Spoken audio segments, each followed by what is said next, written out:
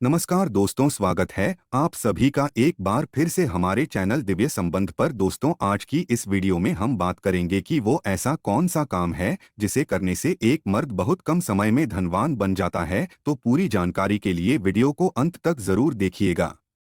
महिलाओं के बारे में यह जानकारी पुरुषों को पता होना चाहिए। तो दोस्तों, आज की इस वीडियो में हम बताएंगे। दोस्तों, एक बार की बात है, एक गांव में माथुर नाम का व्यक्ति रहता था। वह अपनी पत्नी से बहुत ज्यादा परेशान था क्योंकि उसकी पत्नी बात बात पर हमेशा उसे ताना मारा करती थी। तुम्हारे पास है ही क्या? घर में खाने तक को कुछ नहीं है। दोस्तों, उसके घर में बिल्कुल कंगाली छा गई थी। एक भी रुपया नहीं था और उसके घर में खाने के लिए अन्न का एक दाना तक नहीं था। दोस्तों, एक तो घर में खाना नहीं, ऊपर से पत्नी का ताना। बहुत परेशान हो गया। उसे समझ नहीं आ रहा था मैं क्या करूं। एक दिन की बात है, माथुर अपने घर से एक सुनसान रास्ते पर निकल गया। वह उसे सुनसान रास्ते पर चल ही रहा था कि उसे एक साधु तपस्या करते हुए दिखाई दिए। वह उनके पास जाकर बैठ गया। जब साधु ने अपना तप खत्म किया तो माथुर उनके सामने रोने लगा। साधु ने माथुर से कहा, पुत्र, तुम्हें क्या दिक्कत है? तुम क्यों रो रहे हो? आखिर तुम्हें क्या परेशानी है? तब माथुर ने साधु महाराज से कहा है, हे महाराज, मेरी एक पत्नी है जो कि मुझे रोजाना ताना मारती है। मैं गरीब हूं तो मैं क्या करूं? कितना भी कुछ कर लूं लेकिन धन कमा ही नहीं पाता हूं। अभी तक एक छोटा सा धंधा था, वह भी पत्नी के क्लेश की वजह से चौपट हो गया। वह दिन रात मुझसे झगड़ा करती है। अब तो मैं दाने दाने के लिए परेशान हो गया हूं। हमारे घर में खाने के लिए कुछ भी नहीं है। इसके अलावा पहनने के लिए वस्त्र भी नहीं है। लेकिन मैं अपनी पत्नी को समझता हूं कि वह मुझे ताने ना मारे, मुझसे झगड़ा ना करे, लेकिन वो बिल्कुल भी नहीं मानती। साधु जी, इसी वजह से मैं बहुत ज्यादा परेशान हूँ। इसी वजह से मैं घर छोड़कर यहाँ आया हूँ। वह साधु जी कहते हैं, रो मत बेटा, मैं तुम्हें यह एक काम बताने जा रहा हूँ। तुम्हें औरत का सिर्फ यह अंग बेशर्म होकर दबाया चूस लेना है। अचानक तुम्हारे घर में धन की प्राप्ति हो जाएगी। तुम देखते ही देखते अमीर बन जाओगे। साधु जी कहते हैं, जो भी पुरुष औरतों का यह अंग दबाता या चूसता है उसके घर में कभी भी धन की कमी नहीं रहती है और ना ही उसके घर में लड़ाई होती है।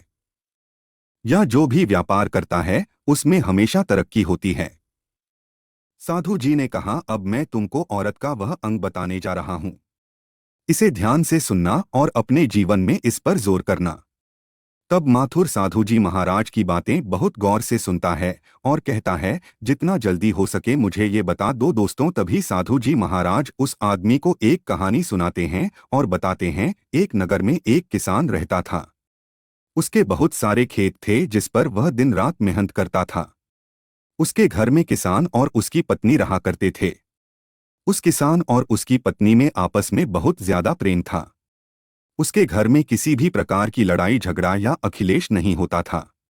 इसी वजह से उसके घर में सदैव मां लक्ष्मी का वास रहता था और उसके खेतों में इतनी ज्यादा पैदावार होती थी कि वह दिन प्रतिदिन और अमीर होता जा रहा था। उसे किसान और उसकी पत्नी में इतना प्रेम था कि आसपास के लोग उन्हें देखकर जल जाया करते थे। धीरे धीरे उसके पूरे गांव के लोग जान गए, किसान और उसकी पत्नी में बहुत ज्यादा प्रेम है। धीरे धीरे यह बात उस नगर के राजा तक पहुंच गई। दोस्तों, किसान और उसकी पत्नी की बात जब राजा के पास पहुंचती है तो राजा भी उसके प्रेम की काफी ज्यादा तारीफ करते हैं।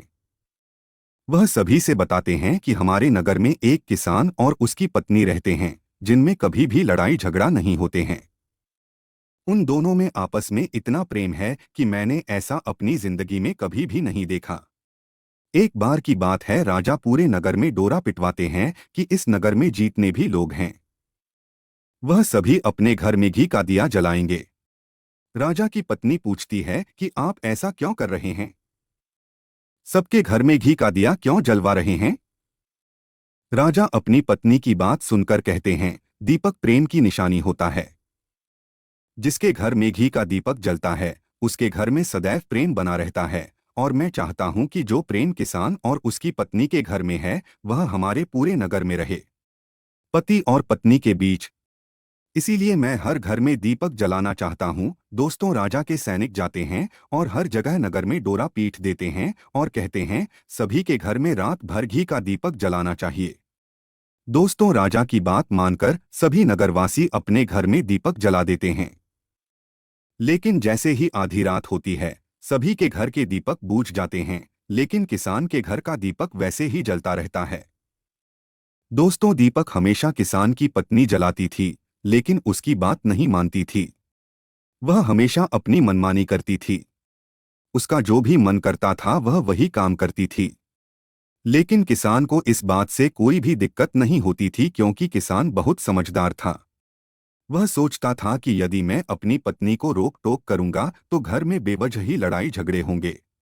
इसी वजह से कई चीजें किसान अपनी पत्नी की अनदेखा करता था। इस वजह से अनदेखा करता था कि उसके घर में प्रेम बना रहे। राजा अपने महल में चढ़कर पूरे नगर का नजारा देख रहे थे। उन्होंने देखा कि सारे नगर में किसी के घर में दीपक नहीं जल रहा है, लेकिन किसान के घर में दीपक जल रहा है। तब राजा अपनी रानी से बोलता है कि देखो, किसान और उसकी पत्नी के घर में दीपक जगमगा रहा है, लेकिन पूरे नगर में कहीं भी दीपक नहीं जल रहा है। इसी से पता लगता है कि किसान और उसकी पत्नी में कितना प्रेम है। तब राजा की पत्नी राजा से बोलती है कि जो किसान और उसकी पत्नी में प्रेम है वह किसान की पत्नी की वजह से है, और इसी वजह से उसके घर में इतना ज्यादा प्रेम है। दोस्तों, जब राजा रानी की बात सुनता है तो कहता है नहीं, तुम्हारा सोचना गलत है। जो प्रेम किसान के घर में है वह उसकी पत्नी की वजह से नहीं है, बल्कि वह किसान की वजह से है। रानी, यहाँ पर किसान बहुत ज्यादा समझदार है। आपका सोचना गलत है, और यही वजह है जो कि उनके घर में कभी भी लड़ाई झगड़ा नहीं होता है। दोस्तों, राजा कहता है कि किसान समझदार है और रानी कहती है किसान की पत्नी समझदार है। दोस्तों, इसी तरह कुछ देर चलता रहा। राजा कह रहे थे किसान समझदार है। रानी कह रही थी किसान की पत्नी समझदार है। इसी बात को लेकर राजा और रानी के बीच काफी झगड़ा हो गया। इसके बाद रानी ने राजा की दाढ़ी उखाड़ ली और राजा ने रानी को उठाकर पटक दिया। इसके बाद राजा कहता है हम लोगों को झगड़ा करने की जरूरत नहीं है। क्यों ना हम किसान और उसकी पत्नी की परीक्षा ले ले। सारा दूध का दूध और पानी का पानी हो जाएगा। लड़ाई करने के बाद इस बात पर राजा और रानी दोनों सहमत हो गए और दोनों की परीक्षा लेने के लिए तैयार हो जाते हैं। तब राजा अपने महल में जाता है और एक पुरुष सैनिक को बुलाता है और पुरुष सैनिक से बोलता है कि तुम किसान के पास जाओ और जो जो प्रश्न मैं तुमसे बोल रहा हूं वह तुम किसान को बोल देना। वह पुरुष सैनिक बोलता है ठीक है महाराज। वह पुरुष सैनिक राजा की बात सुनकर किसान के पास जाता है। उस समय किसान की पत्नी खेतों में गई थी, लेकिन किसान की कुछ तबीयत ठीक नहीं थी। इस वजह से वह खेतों पर नहीं गया था। इस समय पुरुष सैनिक किसान के घर पहुंच जाता है और किसान से कहता है मैं राजदरबार से आया हूं। राजा साहब ने मुझे भेजा है। दोस्तों, किसान कहता है बताइए मैं आपकी क्या सेवा कर सकता हूं। आप बैठ जाइए, मैं आपके लिए पानी लेकर आता हूं। तब वह सैनिक बोलता है कि नहीं, तुम कुछ भी मत लाओ, मैं राजा का सैनिक हूं, बस आपके पास राजा का समाचार लेकर आया हूं। तब किसान कहता है ठीक है सैनिक, आप मुझे बताओ राजा साहब ने मेरे लिए क्या समाचार भेजा है।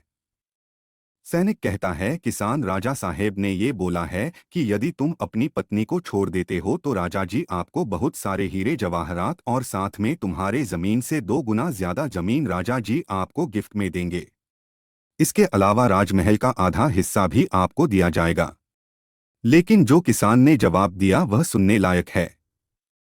किसान ने कहा राजा जी अपना पूरा राजमहल मुझे क्यों ना दे दे, लेकिन मैं अपनी पत्नी को नहीं छोड़ूंगा, जाओ और अपने राजा से कह दो।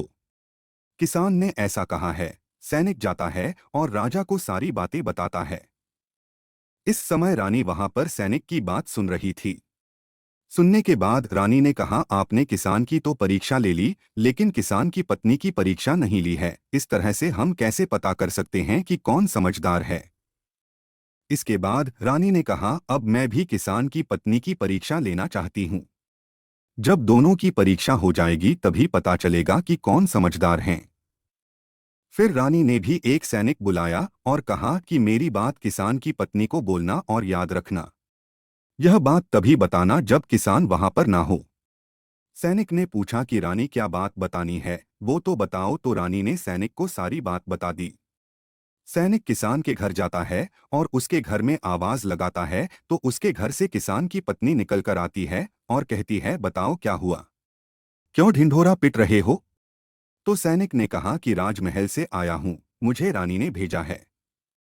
किसान की पत्नी ने कहा, बताओ किस लिए आए हो? तब सैनिक ने कहा, रानी ने बोला है, यदि तुम अपने पति किसान को मार देती हो तो आपको बहुत सारे हीरे जवाहरात रानी आपको देगी और साथ में राजमहल का आधा हिस्सा भी आपको मिलेगा। इसके अलावा जितनी भी आपकी जमीन है वह तो आपकी रहेगी ही, लेकिन उसकी दोगुना जमीन भी रानी आपको देगी। यह बात सुनकर किसान की पत्नी तैयार हो जाती है। कहती है, ठीक है, यदि मुझे इतना कुछ रानी साहिबा देगी तो मुझे मंजूर है, मैं अपने पति को मार दूंगी। तब सैनिक पूछता है कि रानी को कैसे पता चलेगा कि आपने अपने पति को मार दिया है? तभी किसान की पत्नी बोलती है, मेरे घर में जो दीपक जल रहा है, जब मैंने किसान को मार दूंगी तो उसे बुझा दूंगी, तभी आपको पता चल जाएगा कि मैं किसान को मार दिया है। अब सैनिक किसान की पत्नी की बात सुनकर राजमहल जाता है और रानी को सारी बात बताता है। किसान की पत्नी की बात सुनकर रानी बहुत अचंभित हो जाती है। राजा और रानी को स्त्री जात से नफरत होने लगती है। उसी समय राजा अपने नगर के सभी लोगों को बुलाता है और कहता है कि मैं चाहता हूं कि मेरे और मेरी पत्नी की वजह से किसान की जान ना जाए। तुम लोग ऐसा करो, उस किसान के घर जाओ और सारी बातें बता दो और उस किसान को बचा लो, वरना किसान की पत्नी उसे मार देगी। इधर सैनिक किसान के घर जाते हैं और सोचते हैं कि किसान की पत्नी किसान को रात में मारेगी और दिया बुझाएगी, इससे पहले ही हम किसान के घर में पहुंच जाते हैं और किसको बचा लेते हैं। दोस्तों, जैसे ही राजा के सैनिक किसान के घर पहुंचते हैं तो देखते हैं कि किसान तो मरा पड़ा हुआ है। तो सैनिक किसान की पत्नी से बोलते हैं कि तुमको तो किसान को रात में मारने के लिए बोला गया था, लेकिन आपने अभी किसान को क्यों मार दिया? तब वह किसान की पत्नी बोलती है कि किसान को तो मुझे मारना ही था, रात में तो मुझे सिर्फ दिया ही बुझाना था, इसलिए किसान को तो मैंने दिन में ही मार दिया है। सभी सैनिक तुरंत ही किसान के घर से दौड़े जाते हैं और राजा रानी को सारी बातें बताते हैं। राजा और रानी क्रोध से आग बबूला हो जाते हैं। इसके बाद राजा और रानी किसान की पत्नी को बंदी बनाकर लाने के लिए अपने सैनिक से कहते हैं। सैनिक जाते हैं, किसान की पत्नी को बंदी बनाकर ले आते हैं। राजा किसान की पत्नी से पूछता है, ऐसा तुमने क्यों किया? तुम लालची औरत हो, तुम्हें पैसों से प्यार है। तभी किसान की पत्नी ने जवाब दिया और बताया कि मुझे तो किसान को पहले ही मारना था, वो तो मैं कोई बहाना ढूंढ रही थी क्योंकि किसान की आदत बहुत खराब थी। वह मेरे साथ बहुत खराब व्यवहार किया करता था। तो राजा ने कहा, ऐसा क्या करता था? किसान की पत्नी ने जवाब दिया, वह मेरे नाक का ऊपरी हिस्सा अपनी उंगली से हमेशा दबाया करते थे।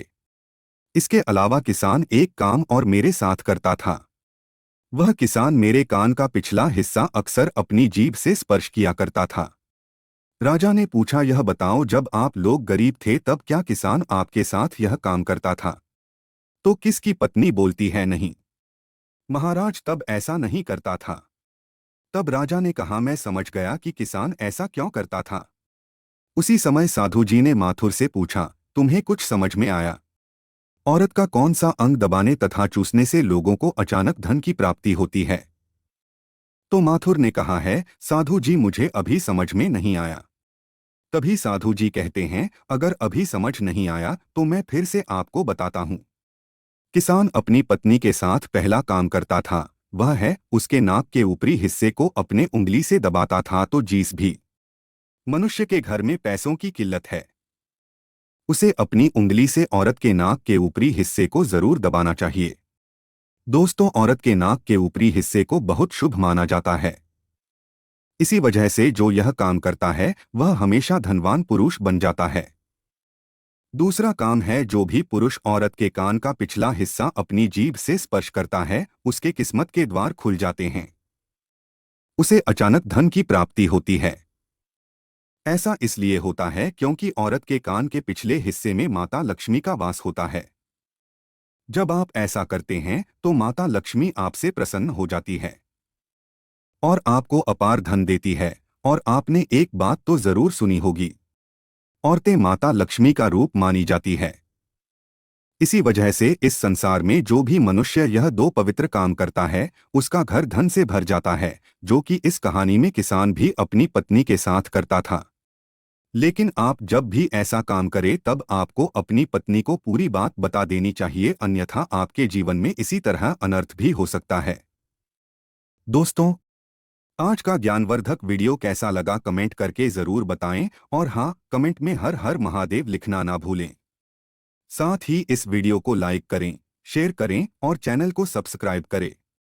धन्यवाद।